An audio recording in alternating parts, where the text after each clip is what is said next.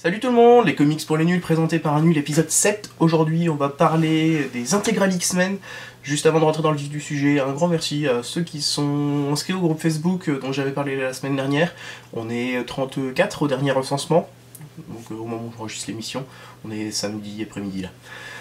Donc ouais, 34 c'est cool, je pense que petit à petit on arrivera à faire un truc sympa, où on arrivera un petit peu à causer comics tous ensemble, sans pour autant avoir besoin d'un grand forum, juste comme ça pour échanger un peu les bons plans. Donc ouais, voilà, n'hésitez pas à vous inscrire. Donc, bon, pour le moment j'ai les partiels qui approchent, donc j'ai pas trop le temps de regarder ça de très près, d'insuffler un élan de générosité hors du commun dans ce groupe Facebook. Mais voilà, avec le temps on va pouvoir en faire un truc sympa. Et puis là, avec les beaux jours qui viennent, peut-être qu'un jour on arrivera à se faire un grand barbecue tous ensemble. Ceci n'est pas une promesse, mais ouais, pour être fun. Donc, ouais, les intégrales X-Men. Alors, Panini a eu la très bonne idée de publier pas mal de bouquins. Vous voyez, comme ça, on les reconnaît bien sur la tranche. Des intégrales X-Men. Donc, en fait, c'est des intégrales par année. Donc là, voilà, 75, 76... 77, 78, 79, donc on les reconnaît assez facilement à la couverture et puis même à la tranche. Alors il n'y a pas que les X-Men qui sont faits comme ça, mais voilà, j'ai pas mal de X-Men, donc je vais vous parler de ce que je connais. Donc pour le moment, on trouve les intégrales de 1963-1967, c'est-à-dire la première génération des X-Men, donc avec Stan Lee aux commandes, et qui s'était arrêté à 1969, donc il ne reste plus que 2 tomes, et voilà, on en aura terminé pour cette grande série X-Men première du nom. Et à partir de voilà 1975, donc c'est les nouveaux X-Men qui arrivent, et là maintenant c'est publié jusqu'à 1987. Premier tome, très bonne année d'ailleurs, 1987, hein, la meilleure année, c'est mon année de naissance. Ouais, 1987, donc il y a un premier tome pour 1987 qui est sorti, il y en a un deuxième qui devrait plus trop tarder à arriver, et donc voilà, ça fait de la lecture. Alors j'ai pas encore tout, mais voilà, bout à bout, ça fait du volume. Donc voilà, dans votre bibliothèque, si j'arrive à tout porter, mon dieu c'est lourd, voilà, vous les voyez bien dans la bibliothèque.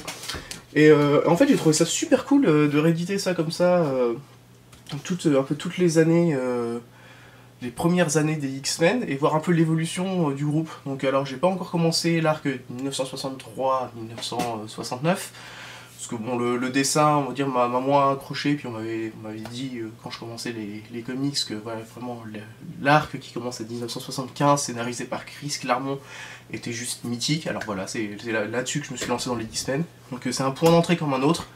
Bon alors après, voilà, faut aimer les dessins un peu rétro. Alors je vais essayer de rechercher les tout premiers dessins. Hop, 1975, voilà, maintenant j'ai foutu un bordel sans nom dans ma collection. Et donc voilà, vous voyez, bon, le dessin, c'est du dessin de l'époque, hein, là c'est pas encore John Byrne au dessin, mais voilà, c'est du dessin assez flashy, assez typique des années 70-80.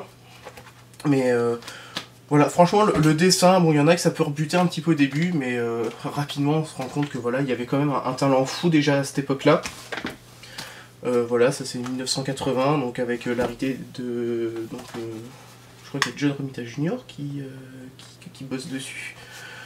Donc voilà, c'est déjà un peu plus épais, puis vous voyez toujours ce dessin assez flashy, mais tellement expressif en fait. Voilà, le phénix, le fameux phénix. Donc ouais, franchement, c'est super bien. Bon, ça permet de découvrir un peu les X-Men, de voir de quoi ils sont partis. Bon alors forcément, les histoires maintenant, il faut un petit peu ressasser, elles sont déjà un peu connues et tout, mais... ouais, ça peut faire franchement un super bon point d'entrée à une personne qui veut se lancer dans les comics, parce que voilà, tout ce qui est scénarisé par Chris Claremont, grosso modo, c'est vraiment de la bonne, parce que ça passe tout seul en fait, et c'est un mec qui a osé un peu prendre des risques dans les X-Men, ne serait-ce que dans les premières années, j'ai plus l'année exacte, on a les X-Men qui sont séparés en deux équipes, qui se croient presque morts l'une l'autre. Il y a même l'une qui croit que l'autre est morte. Donc voilà, ils sont comme ça en train de se balader autour du monde, et alors qu'ils sont complètement séparés, et ça c'est quelque chose, c'était assez risqué à l'époque. Et voilà, ça permet de redécouvrir tout ça un peu dans les intégrales, ça permet de voir l'arrivée du Phénix, donc avec après la saga du Phénix Noir. C'est vraiment pas mal de choses assez cultes, et qu'on peut retrouver comme ça, donc ça coûte entre 21,50€ et 25€ le tome, donc la plupart des tomes sont plutôt à 25€.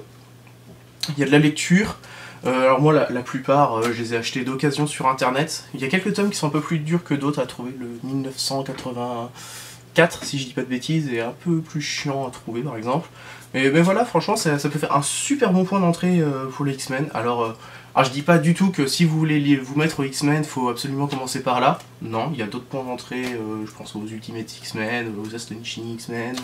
Bref, même en kiosque, au bout de quelques semaines, je pense que vous arriverez à retomber sur vos pattes. Mais voilà, ça c'est un point d'entrée comme un autre. Ça permet de voir un peu d'où sont partis les X-Men.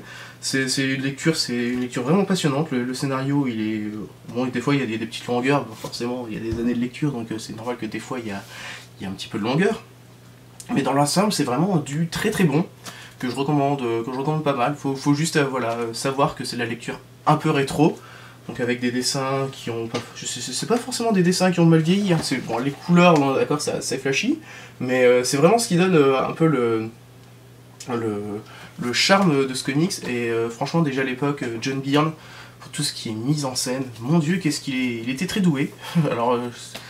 je connais pas forcément super bien tous les dessinateurs de comics, je les connais même relativement mal parce que ça fait assez peu de temps que j'y suis, mais alors Jack Kirby, donc sur la première série j'avais déjà pu feuilleter, et John Byrne sur la deuxième génération des X-Men, mon dieu, mais franchement il dépote tout.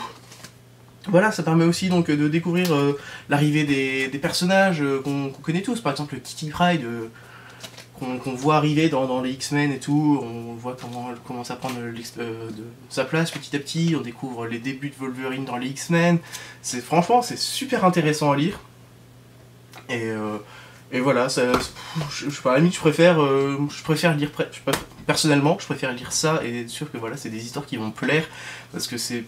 Voilà, tout le monde m'avait dit que Chris Claremont, son run sur les X-Men qui a duré de longues années, était grandiose.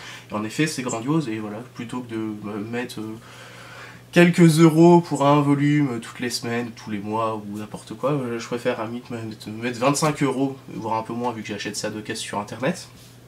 Et m'assurer une super bonne lecture. En plus, c'est du brochet, donc le format est franchement plutôt cool.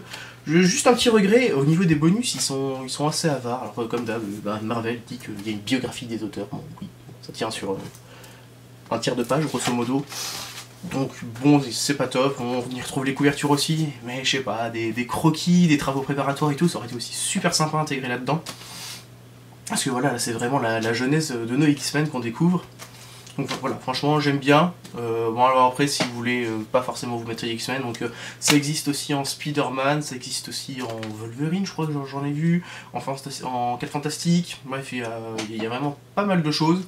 Voilà, les X-Men, je les ai lus parce que pour moi les X-Men, pour moi lire les comics c'était un peu lire les X-Men, donc du coup j'ai foncé sur les X-Men, et voilà, franchement je regrette pas, donc foncez, si vous voulez vous mettre un petit peu aux X-Men de la vieille époque, foncez franchement sur les intégrales, ça vaut le coup. Et c'est pas super cher. Bon, bout à bout, ça représente une bonne petite somme, mais essayez de trouver ça d'occasion sur internet et vous ne devriez pas le regretter. Voilà, on en a fini pour les comics, et comme d'hab, qu'est-ce que je ne fais pas quand je ne lis pas... Qu'est-ce que je fais plutôt quand je ne lis pas de comics? Vendredi, j'ai été voir Iggy Pop et les Stooges dans le cadre du festival des artefacts à Strasbourg. Et sacré claque, vraiment, bonne claque. Iggy Pop a beau avoir passé la soixantaine et avoir un corps qui pendouille de partout. Enfin, j'ai pas vu exactement partout, mais voilà, la peau pendouille bien quand même. Voilà, il a quand même une forme incroyable, il a une présence sur scène, une énergie, c'est un truc de fou. Et les Stooges ont assuré. Alors je connaissais pas plus que ça les musiciens des Stooges, en plus apparemment ça a pas mal bougé dans la formation des Stooges de ces dernières années, mais voilà, franchement c'est des musiciens qui étaient géniaux. Le Iggy Pop était génial. Enfin, si un jour vous avez l'occasion de voir comme ça Iggy Pop sur scène, foncez, parce que en plus ça n'a pas coûté bien cher, je crois que les places étaient à 32 €, sachant qu'il y avait d'autres groupes avant, donc voilà, franchement aucun regret. Iggy Pop ça déchire, les Stooges ça déchire, Iggy Pop et les Stooges ça déchire. Voilà, en espérant que vous pourrez voir un jour Iggy Pop sur scène, je vous le conseille fortement. Et puis en attendant, lisez plein de bonnes choses comme moi. Voilà, bonne fin de week-end à vous, et puis on se retrouve la semaine prochaine. Ciao.